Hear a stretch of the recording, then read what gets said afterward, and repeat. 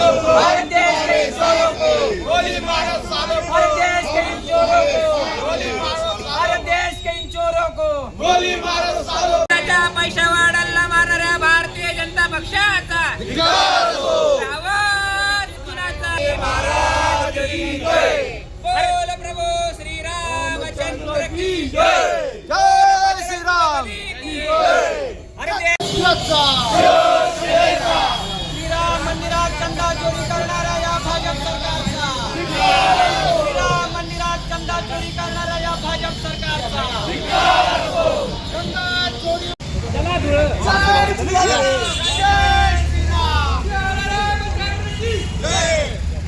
मर्यादा पुरुषोत्तम प्रभु रामचंद्र की यावर रामचंद्र की, महाबली हनुमान की, उमापति महादेव की, सनातन हिंदू धर्म की, हर हर शिवसेना प्रमुख श्रीमान बाळासाहेब ठाकरे यांचा आवाज कुणाचा?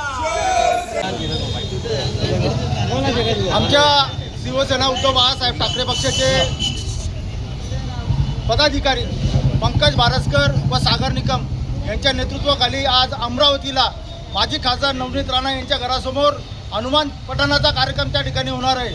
प्रामुख्याने हा कार्यक्रम याच्यासाठी घेतला जातो आहे की उद्धव साहेब ठाकरे ज्यावेळेला मुख्यमंत्री होते त्याच वेळेला ह्या नवनीत राणाने हनुमान चालीसावरनं प्रचंड राजकारण त्या ठिकाणी केलेलं होतं आणि आज ज्या वेळेला श्रीराम मंदिरामध्ये चंदा चोरी झालेली आहे, श्रीराम मंदिराचा चढावा त्या ठिकाणी चोरला गेलेला आहे, अशा वेळेला नवनीत राणासारखी खासदार या ठिकाणी भारतीय जनता पक्षाविरोधामध्ये बोलायला तयार नाही आहे। विनाकारण हनुमान चालीसा रामरक्षा याच्यावरनं वारंवार त्या ठिकाणी खोटारडे स्टेटमेंट करून या ठिकाणी राजकारणाची दिशाभूल आणि राजकारण सडवण्याचं काम नवनीत राणासारखे बुलडॉग, मी बुलडॉग याच्याकरता म्हणाल की हे बुलडॉग या ठिकाणी भुंकत राहतात आणि समाजामध्ये त्या ठिकाणी तेढ निर्माण करण्याचं काम करतात।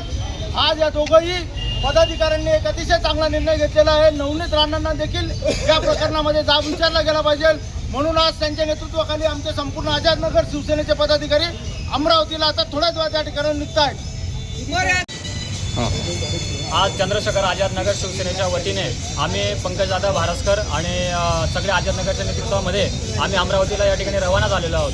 आम्ही आपण जर पाहिलं तर 2021 साली नवनीत राणा यांनी ठाकरे सरकारच्या काळामध्ये मातोश्रीवर जाऊन हनुमान चालीसाचं पठण केलं आणि हिंदुत्वाचा नकली जागर करण्याचा त्या ठिकाणी प्रयत्न केला आणि त्याच अनुषंगाने आज जर आपण पाहिलं अयोध्या येथील श्रीराम मंदिरामध्ये हजारो कोटी रुपयाची देणगी या ठिकाणी चोरली गेलेली आहे आणि त्याची जबाबदारी भारतीय जनता पार्टीचं सरकार घ्यायला तयार नाही आणि या ठिकाणी खऱ्या अर्थाने रामभक्तांचा अपमान झालेला आहे आणि म्हणून आम्ही नवनीत राणा यांना जाब विचारण्यासाठी थेट आज धुळ्याहून अमरावतीकडे रवाना होत आहोत आणि आम्ही नवनीत राणा यांच्या निवासस्थानाबाहेर हनुमान चालीसा आणि रामरक्षा स्तोत्राचं पठण करणार आहोत। किती लोक? आम्ही साधारणतः 15 ते 20 लोक या ठिकाणी रवाना होतोय।